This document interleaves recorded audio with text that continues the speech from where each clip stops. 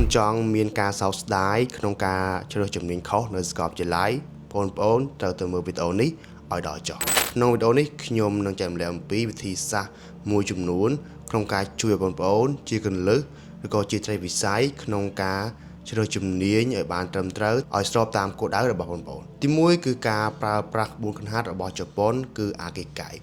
កៃគឺជាវិធីសាស្ត្រមួយក្នុងការធ្វើអ្វីដែលយើងស្រឡាញ់ពិតប្រាកដមានថាធ្វើអ្វីដែលធ្វើឲ្យយើងពេញចិត្តនិងមានសុភមង្គលអញ្ចឹងមុននឹងបងប្អូនជ្រើសជំនាញក្នុងការរៀនសាកលវិទ្យាល័យឲ្យបានត្រឹមត្រូវបងប្អូនត្រូវមានធាតុផ្សំទាំង4ឬក៏សួរឯងទាំង4សំណួរនៅពេលដែលបងប្អូនជ្រើសជំនាញនៅសាកលវិទ្យាល័យហើយទី1គឺតើបងប្អូនស្រឡាញ់ខាងអីពេញចិត្តធ្វើអ្វីឬក៏មាន passion ក្នុងការធ្វើអ្វីទី2អ្វីដែលបងប្អូនគេហៅថាមានភាពស្ទាត់ជំនាញឬក៏ពូកែតាំងពីក្មេងមកយើងត្រូវតែស្វែងយល់ពីអីដែលយើងពូកែឬក៏មានភាពលេចធ្លោក្នុងចំណោមមិត្តភ័ក្តិរបស់យើងដែលយើងតែងតែទទួលបានការសរសើរពីគ្រូឬក៏ពីអាណាព្យាបាលរបស់យើងមួយទៀតគឺជាជំនាញឬក៏អ្វីមួយដែលសង្គមឬក៏ពិភពលោកកំពុងត្រូវការវាហើយចុងក្រោយគឺតើ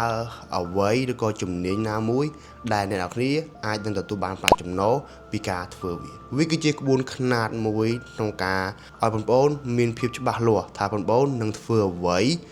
ហើយដែលវាមិនធ្វើឲ្យបងប្អូនសោកស្ដាយនៅពេលដែលបងប្អូនបានបញ្ចប់ការសិក្សានៅជំនាញទាំងអស់ហ្នឹងហើយទី2គឺការស្គាល់អំពីខ្លួនឯងមិនថាតែធ្វើអ្វីក៏ដោយការស្គាល់អំពីខ្លួនឯងគឺជាគន្លឹះដំបូងនៃការសម្រេចនៅគ្រប់គោលដៅដែលពោរពេញទៅដោយអត្ថន័យសួរខ្លួនឯងថាតើអ្នកនេះមានចំណុចចិត្តខាងអ្វីចូលចិត្តធ្វើអីឬក៏គេហៅថាតើអ្នកនេះមានកត់សម្គាល់ថាកាលពីក្មេងតើអ្នកនេះតែងតែទទួលបានការសរសើរដោយសារតើអ្នកនេះប្រកែកខាងអីវាអាចជាជំនាញនៃការដោះស្រាយបញ្ហាការដោះស្រាយគណិតវិទ្យារូបវិទ្យាឬក៏ដោះស្រាយផ្នែកវិទ្យាសាស្ត្រជាដើមដែលធ្វើបងប្អូនងាយស្រួលថាបងប្អូនប្រកែកខាងអីមួយទៀតការច្នៃប្រឌិតគំនូរសិល្បៈជាដើមលើសនេះទៀតដូចជាជំនាញនៃការតំណងការដឹកនាំឬក៏ការធ្វើបង្ការជាដើមហើយចំណុចទី3ក្នុងការជ្រើសជំនាញបានត្រឹមត្រូវនៅសាកលវិទ្យាល័យហ្នឹងមុននឹងជ្រើសរើសបងប្អូនគួរតែចំណាយពេលឲ្យបានច្រើនបន្តិចក្នុងការសិក្សាស្រាវជ្រាវអំពីអនាគតនៃជំនាញមួយហ្នឹងហើយនិងទីផ្សារនៃជំនាញមួយហ្នឹង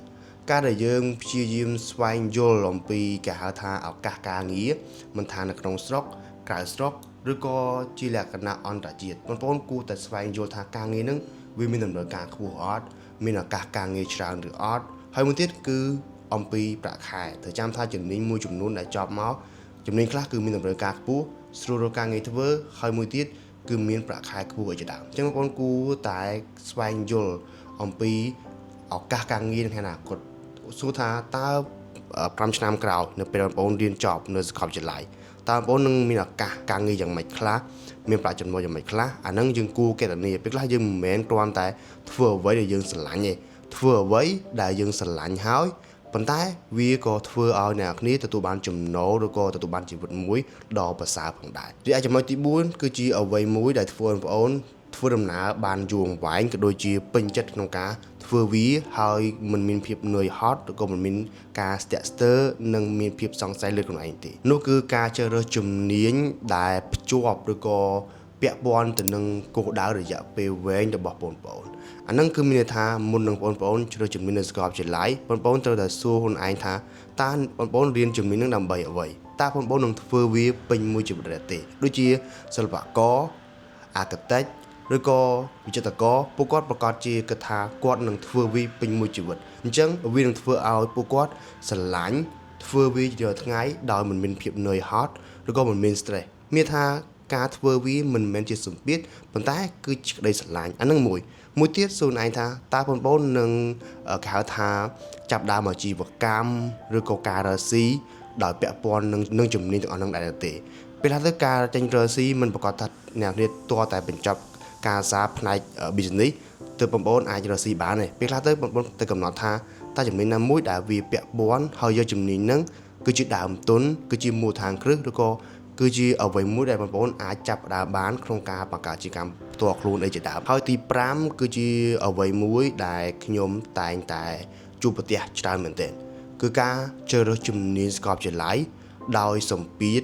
ពីអាណាព្យាបាលពីគ្រួសារឬក៏ជ្រើសរើសតាមមិត្តភ័ក្តិឬក៏មួយទៀតគឺផ្អែកទៅលើភាពស្រួលនិងពិបាកឯជាដើមពេលថាទៅគោលដៅរបស់យើងចង់រៀនឧទាហរណ៍ថាស្ថាបត្យកម្មឬក៏ផ្នែកពេទ្យប៉ុន្តែយើងតែងតែឃើញថាច្បងមនុស្សមួយចំនួនតែងតែត្រាម៉ាឬក៏តែងតែនិយាយថាជំនាញនឹងគឺពិបាកអត់មានពេលសម្រាប់អត់មានពេលដេកនៅពេលដែលយើងគិតបែបហ្នឹងទៅ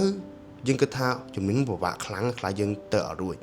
អញ្ចឹងយើងបែរទៅជាជ្រើសជំនាញណាមួយដែលងាយស្រួលប៉ុន្តែខុសគោលដៅរបស់យើងតាមមកទៅជំនាញអីក៏ដោយក៏ពិបាកក្នុងផ្នែករបស់វាផងដែរអ្វីដែលសំខាន់តើបងប្អូនមានគោលដៅច្បាស់លាស់ឬអត់តើបងប្អូនពេញចិត្តក្នុងការធ្វើវាឬអត់អញ្ចឹងជ្រើសរើសសាកលវិទ្យាល័យដោយផ្អែកទៅលើគោលដៅរបស់អ្នក passion និងក្តីស្រមៃរបស់ខ្លួនឯងមិនមែនផ្អែកទៅលើសម្ពាធឬក៏ការតាមគេតាមឯងឬក៏មួយទៀតគឺជ្រើសរើសដោយផ្អែកទៅលើភាពស្រួលរបស់វាព្រោះគាត់ថាពិបាកខ្លាចខ្លួនឯងត្រូវត្រង់អត់បានអាហ្នឹងកន្លែងហ្នឹងគួរតែយកចិត្តទុកដាក់ឲ្យបានមែនទែនជ្រើសរើសវាដោយផ្អែកទៅលើគោលដៅផ្ទាល់ខ្លួនក្តីសម័យនិង passion ហើយចុងក្រោយគឺជាអ្វីមួយដែលវាពិតជាសំខាន់មែនទែនគឺពិចារណាអំពីជីវិតដែលអ្នកចង់រស់នៅដោយធ្វើអ្វីដែលអ្នកកំពុងធ្វើហ្នឹងពេលថាទៅការងារខ្លះយើងតម្រូវឲ្យធ្វើការមានថាអត់មានសូវមានពេលសម្រាប់ទេដូចជាការងារសំណង់ស៊ីវិលការងារពេទ្យអញ្ចឹងពួកគាត់ត្រូវធ្វើគេថានៅការដ្ឋានឬក៏នៅពេទ្យយូរម៉ោងជារៀងរាល់ថ្ងៃអាហ្នឹងជាជំនាញមួយយើងត្រូវសួរខ្លួនឯងថាតើអ្នកនេះចង់ធ្វើការបែបណាចង់ធ្វើការជាក្រុមការធ្វើការដោយគេហៅថាប្រកបទៅដោយទំនួលខុសត្រូវខ្ពស់ឬក៏ការងារបែបឈៀលការងារបែបសប្បាយឬក៏ការងារដែលធ្វើនរណាក៏បានដូចជាការងារអ្នកប្រតិបត្តិការជាដើមឬក៏ជាអ្នកនិពន្ធជាដើមដែលអ្នកនេះអាចធ្វើការនៅកន្លែងណាក៏បានឬក៏ធ្វើការបែប outdoor ក៏បានអញ្ចឹងជ្រើសរើសប្រភេទនៃការងារដែលបងប្អូនឬក៏ឲ្យស្របតាម lifestyle របស់បងប្អូនតើបងប្អូនចង់ធ្វើការងារបែបណាចង់ធ្វើការងារតាមមួយកន្លែងធ្វើការងារតែឯងឯករាជ្យឬក៏ការងារគេហៅថាបែប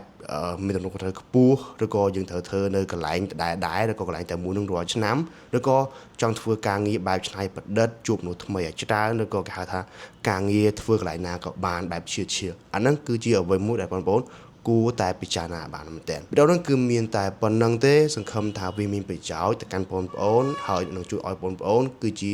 ចក្ខុវិស័យមួយក្នុងការឲ្យបងប្អូនជ្រើសជំនាញដែលស្របទៅតាមក្តីសម័យគោលដៅរយៈពេលវែងក៏ដូចជា passion របស់បងប្អូន